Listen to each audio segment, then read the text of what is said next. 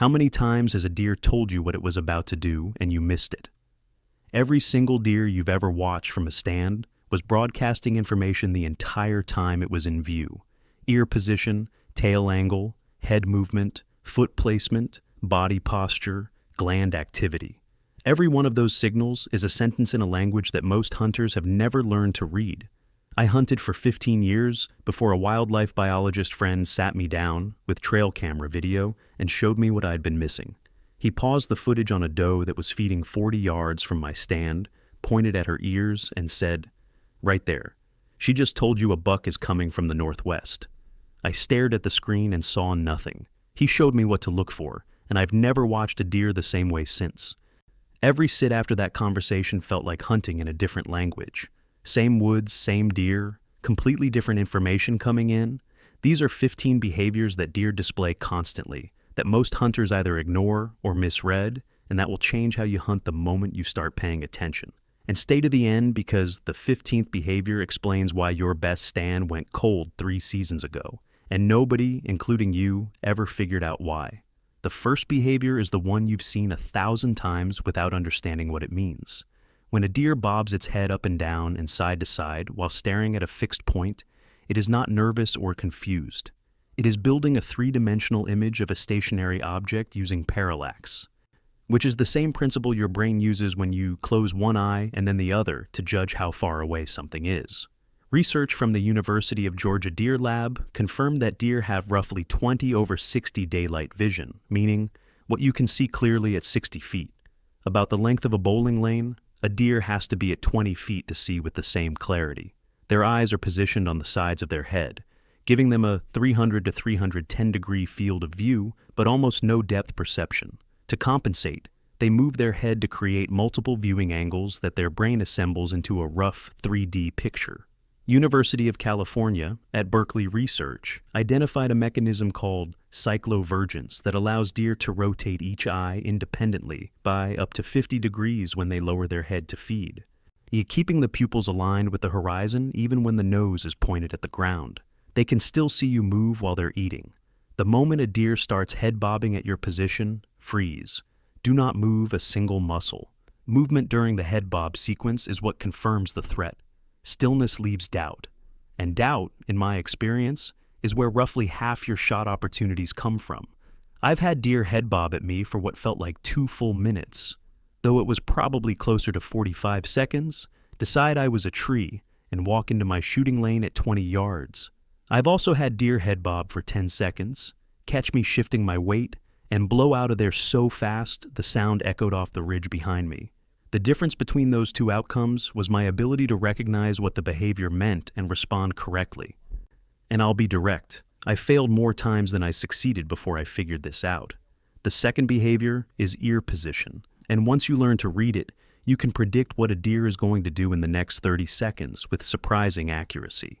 Ears forward and rotating independently means the deer heard something and is actively scanning for the source. If those ears are pointed in your direction, freeze and do not call. It is trying to locate the exact source of whatever sound you made, and any additional noise confirms your position. Ears laid flat against the back of the skull is an aggression signal in bucks. If you see a buck approaching with ears pinned back, there is almost certainly another buck nearby that you haven't seen yet. That posture means dominance confrontation is about to happen. And if you're positioned between 2 sparring bucks during the rut, stay still and let the situation develop, because the subordinate often retreats directly past the nearest stand.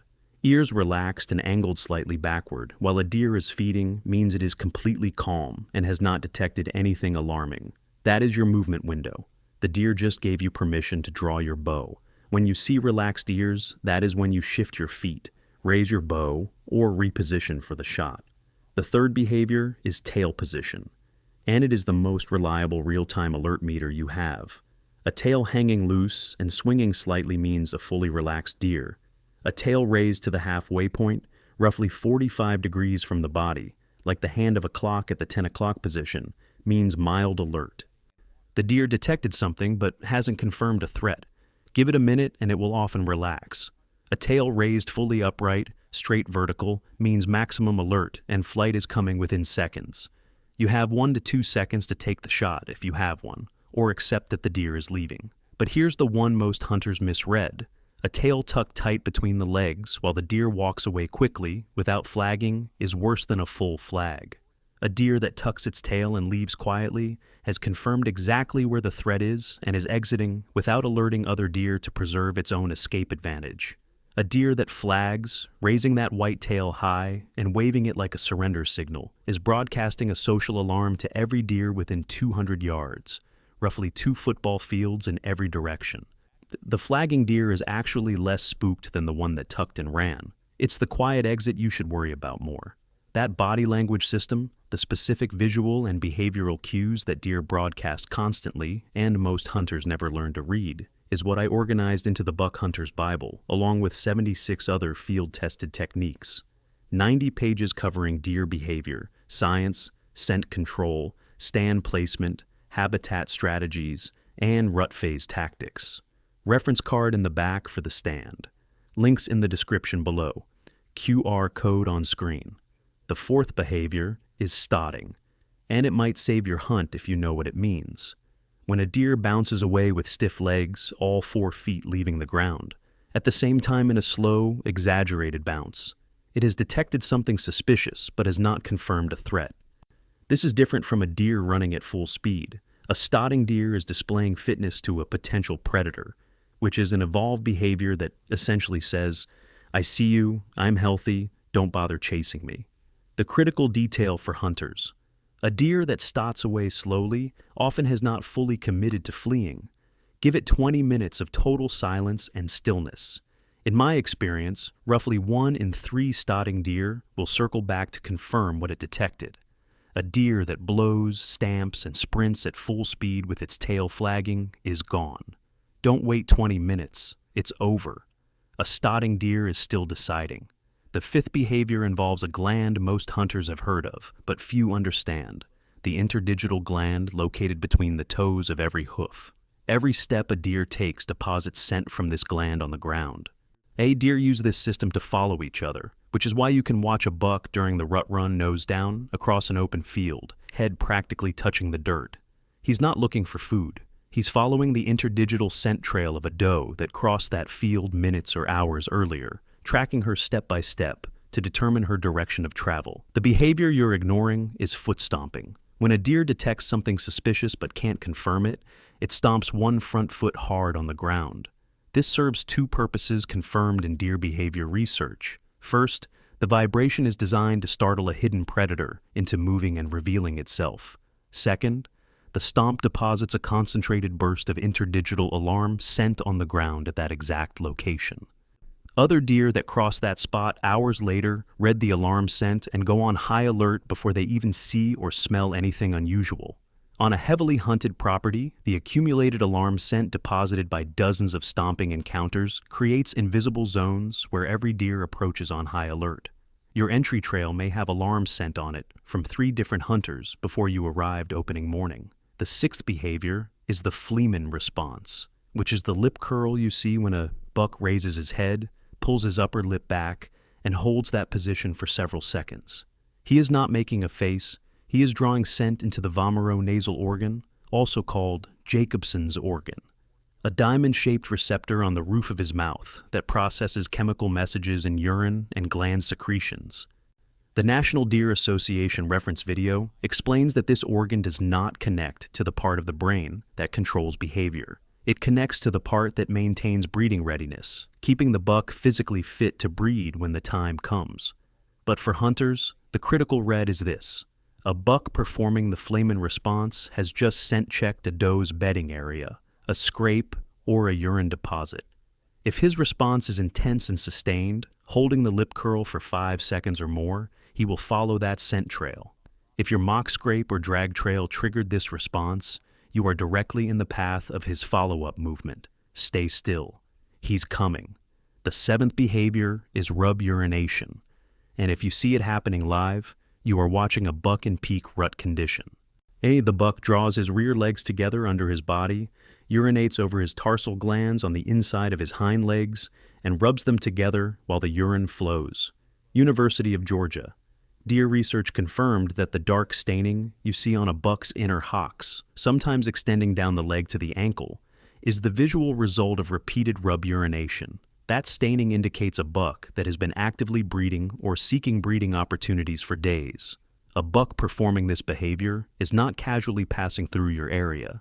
He is in full breeding mode and is highly susceptible to doe bleats, tending grunts, and estrus scent. I watched a 4.5-year-old buck perform rub-urination at a scrape 35 yards from my stand on a November morning in Adams County, Ohio, and I knew before he finished that he wasn't leaving the area. He worked 3 scrapes within 100 yards of that spot over the next 45 minutes.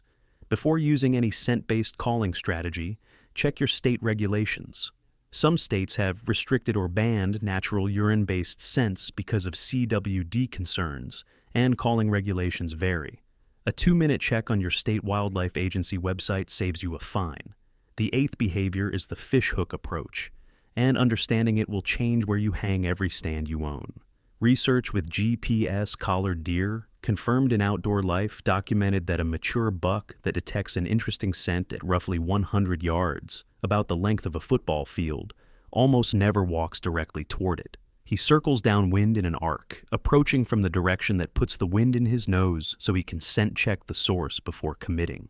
8, the approach pattern looks like a fishhook when you trace it on a map. This means your stand should not be positioned at the scent source, whether that's a scrape, a food plot edge, or a doe bedding area. It should be positioned 40 to 60 yards to the downwind side, roughly the distance from home plate to the pitcher's mound, where the mature buck will be when he's running his scent check. I hunted scrapes for years with my stand directly over them, and couldn't figure out why I kept seeing mature bucks at 80 yards that never closed the distance. A buddy who guides in Pike County, Illinois, explained the fishhook to me, and I moved my stand 50 yards downwind. The next November, I had 2 different bucks walk within 25 yards of my new position, while scent checking the scrape I used to sit over. Same scrape, same property. At a different stand location. The 9th behavior is the bed check, and it's why the midday window during the rut is the most underrated hunting opportunity of the entire season. Mature bucks don't wait for does to come to them during pre-rut and rut. They cruise the downwind perimeter of doe bedding areas, checking for estrus scent, while the does are still lying down. Trail camera data consistently shows bucks hitting the downwind edge of doe bedding between 10 a.m. and 1 p.m.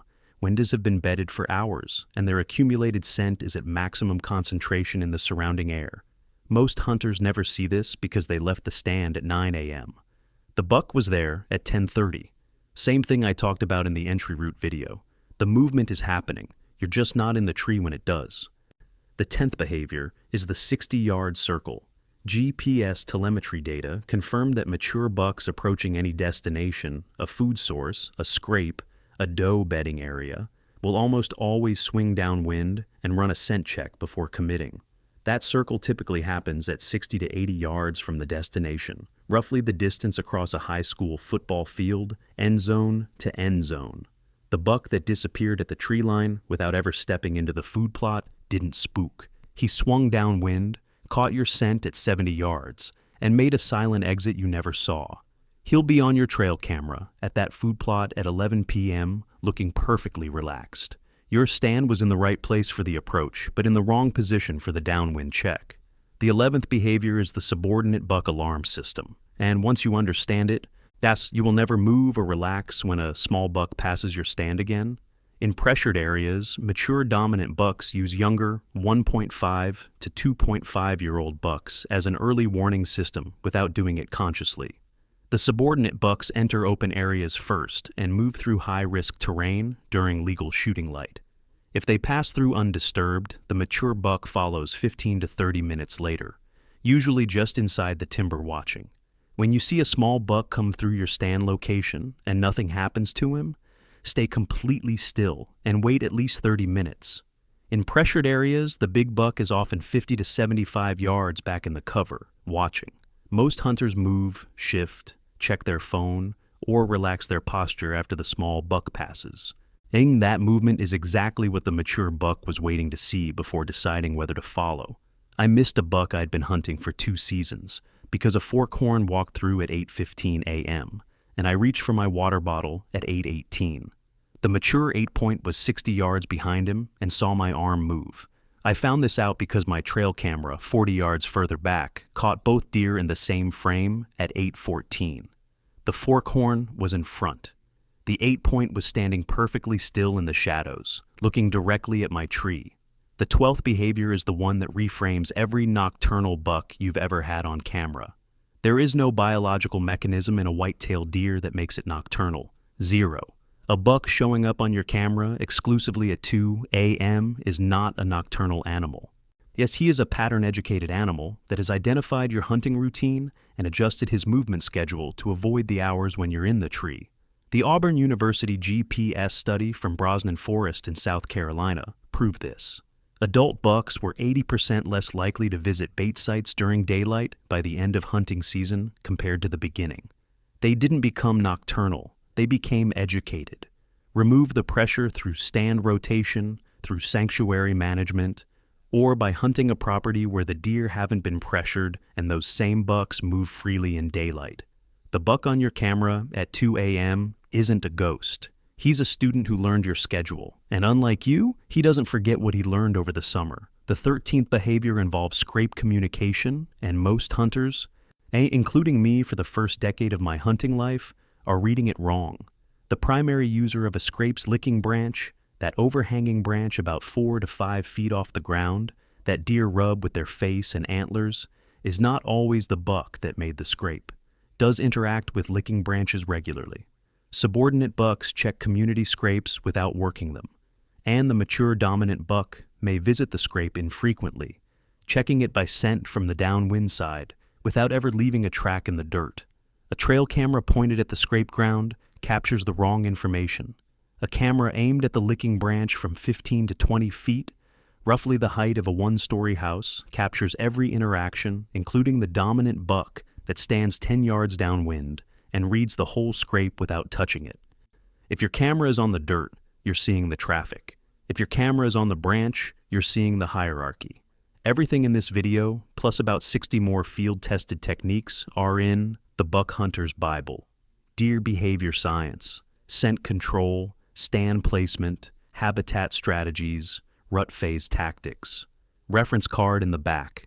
It's in the description below, QR code on screen. The 14th behavior is wind travel, and it's the one that changes your stand placement math permanently. Multiple GPS telemetry studies confirm that mature bucks 3.5 years and older show a statistically significant preference for traveling into the prevailing wind direction. They are walking into the wind with their nose reading everything 200 to 400 yards ahead of them, at roughly 2 to 4 football fields of scent information processed with every breath. This means every buck you see during daylight on a west wind came from the east. The stand that intercepts him should be on the west side of his travel route, not the east, because that's the direction he's heading. Most hunters set stands based on where they saw deer, but where you saw the deer and the direction he was traveling relative to wind are two different data points. Your notebook should track both. Direction of travel and wind direction on every observation. After 2 seasons of data, the interception points become obvious. The stand goes on the interception point, not the observation point. The 15th behavior is the one I promised at the beginning, and it explains why good stands die. South Carolina telemetry data confirmed that mature does that have been spooked at a stand location teach that avoidance to their fawns through behavioral conditioning. A doe fawn that watched her mother blow and flag at your stand in October 2022 approaches that same location with heightened caution in 2024 as a 2.5-year-old doe. She then teaches her own fawns. The education compounds year over year on the same property. This is why a stand that produced encounters for 2 consecutive seasons sometimes goes permanently cold. Not because the deer moved, because the entire local doe family group learned your position and passed that knowledge to the next generation. They're still using the same corridor. They just rerouted around your tree, 50 yards to the east, roughly the width of a 2-lane road in its shoulders, and you never knew.